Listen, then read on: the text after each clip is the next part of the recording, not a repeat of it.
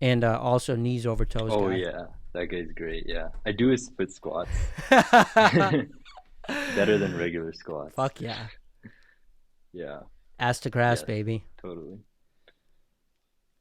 I love Ben Patrick. Someone actually, I didn't even know about him until someone mentioned it in the comments of my video. Mm. And then I like resisted it for a while, and I was like, do I really want to go down this rabbit hole? And then thankfully I did, because he basically has the lower half of the body figured out Yeah, for and sure. the upper half, Hmm. really.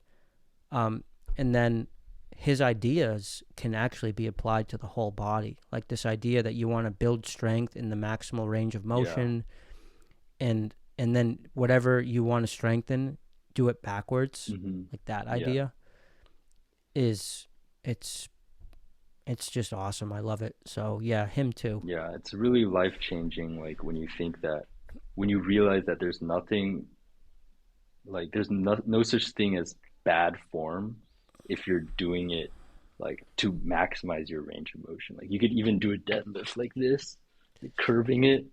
If you're doing it to like strengthen like that particular angle, it's actually good for you. Like sissy For sure, for squats, sure. like you know what sissy squats are? Like the where you go, Can you okay, sh- can you? I heard him say it, but I actually like don't know what it is. you do like that kind of. He Oh, does that. Yeah, it's actually kind of crazy. oh, that's a Yeah, sissy squat. Yeah, I see him doing it. that was like a big no-no. Like if you ask any like power lifter, they're like, that is crazy. But like I think it definitely could work for strengthening certain parts of your knees. Like my brother has back issues, so he doesn't like bending over, and like he can get a huge pump on his quads by doing sissy squats. So a lot of these, Fuck. um, I guess, notions that we can't do certain moves and whatnot is kind of false if you do them for the right purpose. Yeah, Yeah. yeah, for sure, for sure. Yeah, I would love to get Ben Patrick, the knees over toes guy, onto the channel to just talk to him about the neck, and to Mm, talk to him about mewing, yeah. um, and about airway. That's like a pipe dream of mine. Yeah, you could do it. That would be awesome. Thank you, man. Yeah, yeah. Not long ago he was just a little guy. He wasn't a huge influencer till very recently, and so he's very down to earth. Yeah. I guess people tell me, I've spoken with two people already who were like, "Oh yeah, I was working with Ben one on one in like early Mm, 2020 before he blew up. He's the nicest guy." mm. That type of thing. That'll be like you. So Once you go on Joe Rogan about this.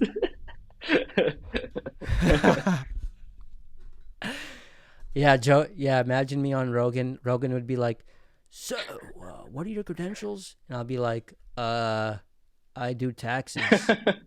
And he'd be like, "So you're not a doctor?" And I'll be like, "Not a doctor, Joe. Just bro science." Yeah. And he'd be like, "Whoa." Well, Joe Rogan has a PhD in bro science, so that's all good. True, true. Yeah. So like in terms of similar people, I guess like in analogous cases to me, people who've made it in the world of science who aren't actually scientists. Knees over toes guy is a good Yeah, example. exactly.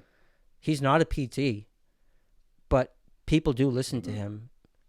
And then another good example would be Derek from More Yes, Plates, yes, More yes. Dates, Hmm. right? Yeah, I like that guy.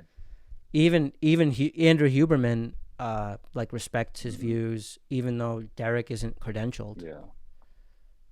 I think a lot of these people they So have like a vested interest because of their own problems, and so it motivates them even more than like trying to become a professional.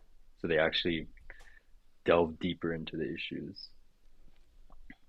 Yeah, yeah. like what you're doing, right? Oh, thank Yeah. you, bro. Thank you, bro. Yeah, you never know, man. It's as God wishes. What we'll see.